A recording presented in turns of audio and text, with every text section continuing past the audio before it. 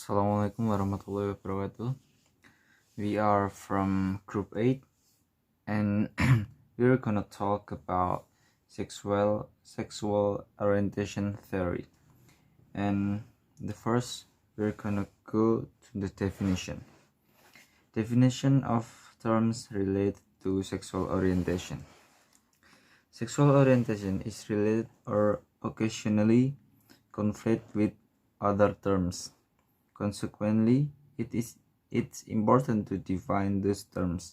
Although not necessarily identical, the definitions we provide are comparable to those offered by others. Definition of sexual orientation. Sexual orientation usually is considered a multidimensional construct. The aspects of sexual orientation, however, are not necessarily concordant. The dimension of sexual orientation may differ on the basis of the specific theoretical or practical concern of an investigation. The first, sex. The sex of the individuals refers to the individual's biological sex as male or female, which is based on the appearance of the external genitalia during utero or at birth. And the second, gender identity. Gender identity refers to the individual's inchoate sense of self as girl or woman or boy or man. And then gender. Masculine or feminine gender refers to the behaviors, attitudes, or traits that are associated in a particular culture and time with the roles or characteristics assigned or considered more typical of men or women. And then sexual identity development. Sexual identity development as lesbian, gay, bisexual, or heterosexual is a long-term process that probably begins early in life and undoubtedly has unconscious elements. And then sexual attraction. At its most basic level, sexual orientation refers to the sex to which one is physically attracted. Thus, it pivots on the sex of the object relative to the sex of the subject. And then sexual behavior. Sexual involvement with the object or when sexual attraction is expected, although it's not guaranteed. And then discrimination and impact on mental health. Lesbian, gay, bisexual, and transgender people often suffer from various forms of discrimination, stigma, and social exclusion, including physical and psychological abuse, bullying, persecution, or economic alienation. Moreover, experience of discrimination may occur in various areas, such as employment, education, and health care, but also in the context of meaningful interpersonal relationship, including family. Accordingly, several studies strongly suggest that experience of discrimination and stigmatization place LGBT people at higher risk for mental distress. For example, LGBT population may be at increased risk for suicide, traumatic stress reactions, major depression disorders, generalized anxiety disorders, or substance abuse. In addition, transgender people have been identified as being at a greater risk of developing anxiety disorders, depression, social phobia, and adjustment disorders, substance abuse, or eating disorders at the same time. Data on suicide ideation and attempts among this population are alarming. Found the percentage of attempt suicide to be as high as 40%, and transsexual men and 20% in transsexual women. In summary, research clearly recognized the role of stigma and discrimination as significant intervening variables in psychopathology among LGBT population. Nevertheless, the relation between sexual orientation or gender identity and stress may be mediated by several variables, including social and family support, low internalized homophobia, expectation of acceptance and rejection, contact with other LGBT people, or religiosity.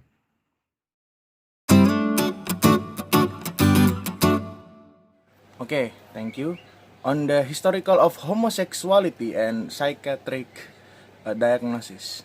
In 1952, the American Psychiatric Association published its first edition of Diagnosis and Statistical Manual, in which homosexuality was considered as a sociopathic personality disturbance. In DSM-2, published in 1968, homosexuality was reclassified as a sexual deviation. However, in December 1973, the American Psychiatric Association Board of Trustees voted to remove homosexuality from the DSM. The most significant catalyst to homosexuality disclassification as a mental illness was a lesbian and gay activism and its advocacy efforts within the American Psychiatric Association. Nevertheless, during the discussion that led to the diagnosis change, APA nomenclature committee also wrestled with the question of what constitutes a mental disorder. However, the diagnosis change did not immediately end the formal pathologization of some presentation of homosexuality. After the removal of the homosexuality diagnosis, the DSM-2 contained the diagnosis of sexual orientation disturbance, which was replaced by ego dystonic homosexuality in DSM-3 by 1918. This diagnosis served the purpose of legitimizing the practice of sexual conversion.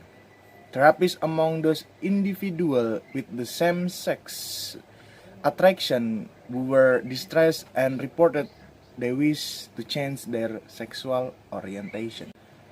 The removal from the DSM of psychiatric diagnosis related to the sexual orientation led to the change in the broader cultural beliefs about homosexualities and culminated in the contemporary civil rights quest for the equality. In contrast, it was only 1992 that the World Health Organization, or WHO,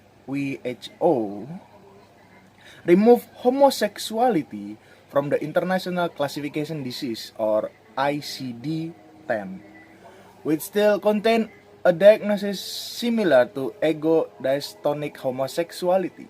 However, this is expected to change in the next revision planned for publication in 2017. Theoretical perspective from understanding sexual orientation. Sexual orientation is varied, composed by group known by various names.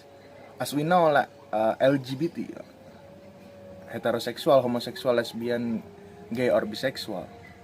And those names have changed over time. Nevertheless, the existence of varied sexual orientation has until quite recently focused primarily on the homosexuality and heterosexuality.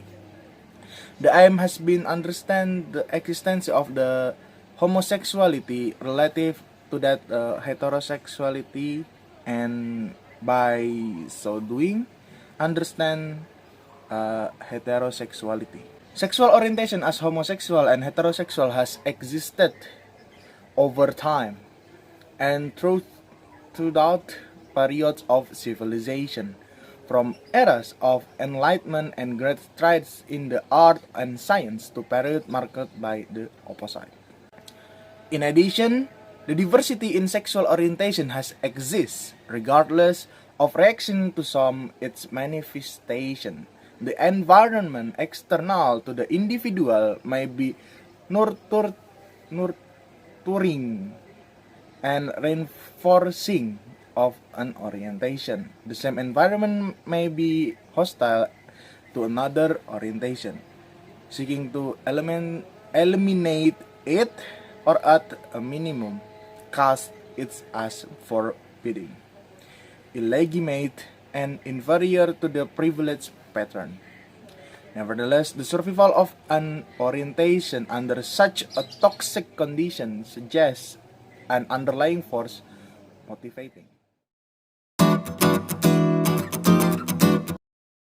Presentation about the biology and biological and environmental. First, I will explain about the biological. Biological etiology of sexual orientations, evolution, genetics. Genetics influence can be determined by the multiple routes. The symbols concern whether homosexuality or bisexuality is familial. In other words, is there a concentration of same-sex orientation in families? Familial students for sometimes it has been known that some sex orientation runs in family. In addition, the likelihood of familial same-sex orientation is elevated among same-sex members and among first-degree, then more distant relatives. More elegant genetic studies involve twins and adopted siblings and account for both genetic and environmental influence, the latter composed shared and non-shared experience among the siblings. Genetic influence will be most apparent among the monozygotic twins who would show the most elevated rates of same-sex orientation. They will be followed by the dizygotic twins in the term of rates of same-sex orientation, with singleton having the lowest levels of concordance among the biological siblings. Finally, adopted siblings would have the lowest rate of the same-sex orientation because in any genetic material in common, they should have no more same-sex orientation concordance that would be expected by the distribution of same-sex orientation in population. Hormonal effects. Hormonal effects constitute still another route by which sexual orientation may be determined. Ellis and Ames were the first to propose that homosexuality may be a function of the atypical sex hormones during fetal development that affect subsequent development among the normative pathway. As early as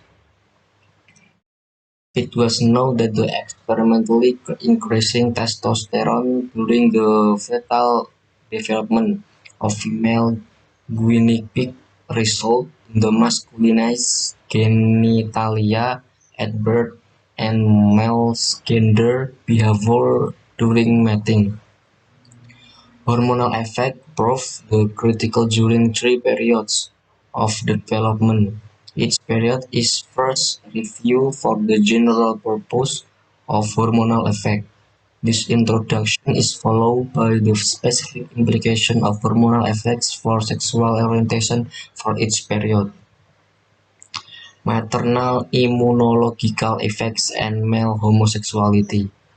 An alternative to genetic and hormonal effect has been proposed to explain the epidemiological finding that homosexual men have more older brothers than do heterosexual men.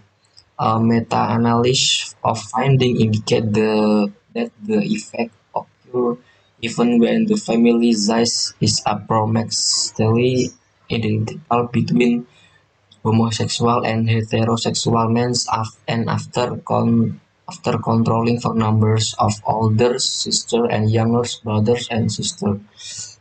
It occurs irrespective of the amount of stem cells with biological or non-biological male and female siblings.